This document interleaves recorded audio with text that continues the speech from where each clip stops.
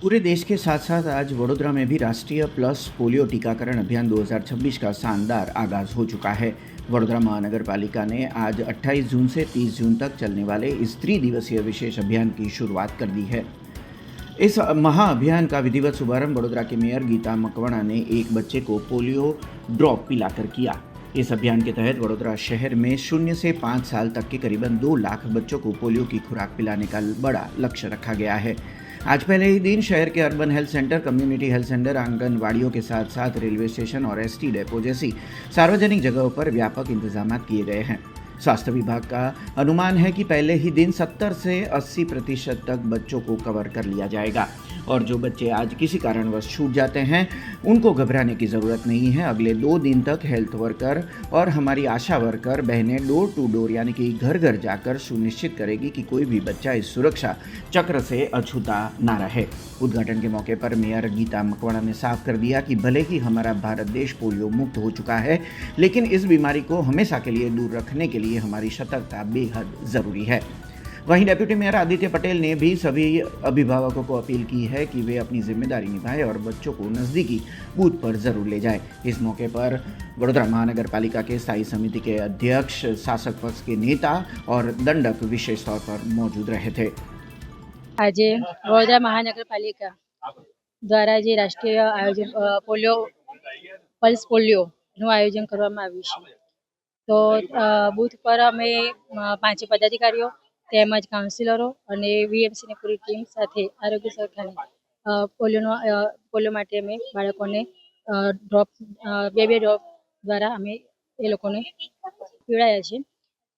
જ્યારે વસ્તી ગણતરી શહેરની વસ્તી વડોદરા શહેરની વસ્તી ગણતરી 20 લાખથી વધુ તેમજ 5 લાખથી વધારે ઘરોને આવરી લેતા અને 2 લાખથી પણ વધારે બાળકોને આજે બૂથ લેવલ પર પોલિયોના 2 ટીપા પીવડાવવામાં આવી રહ્યા છે અને 29 અને 30 તારીખે ઘરે ઘરે જઈને પોલિયો નિમિત્તે મહત્વાકાંક્ષી લક્ષ્ય હાથ ધરેલું છે।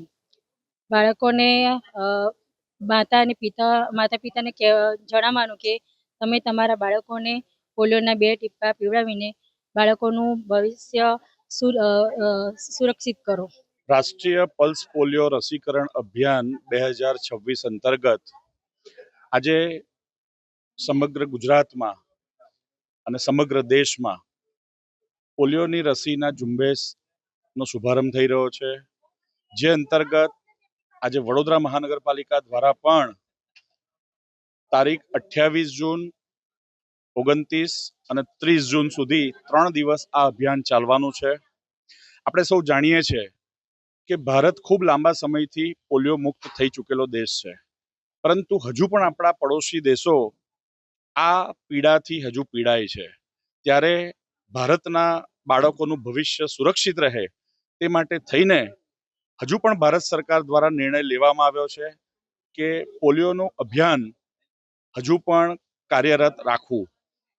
એ જ અંતર્ગત 0 થી 5 વર્ષના બાળકો વડોદરા શહેરની હદમાં આવેલા લગભગ આઈડેન્ટિફાઈ થયેલા 2 લાખ જેટલા બાળકોને આ અભિયાન હેઠળ 3 દિવસમાં આવરી લેવાના છે, જે અંતર્ગત આજે 28 તારીખે અર્બન હેલ્થ સેન્ટર હોય, કમ્યુનિટી હેલ્થ સેન્ટર હોય, વિવિધ આરોગ્યના કે આંગણવાડીના કેન્દ્રો હોય, એ સિવાય જાહેર સ્થળો એટલે કે રેલવે સ્ટેશન કે એસટી ડેપો પર પણ આ સઘન ઝુંબેશ ચાલવાની છે અને લગભગ 70 થી 80% બાળકો આજના દિવસે આવરી લેવાશે, પરંતુ બાકી રહી ગયેલા 20% બાળકોને 2 દિવસ સુધી એટલે કે તારીખ 29 અને 30 જૂન દરમિયાન અમારા જે પણ કંઈ હેલ્થ વર્કર, આશા વર્કર બહેનો છે એ ડોર ટુ ડોર ઘરે ઘરે સંપર્ક કરવાના છે।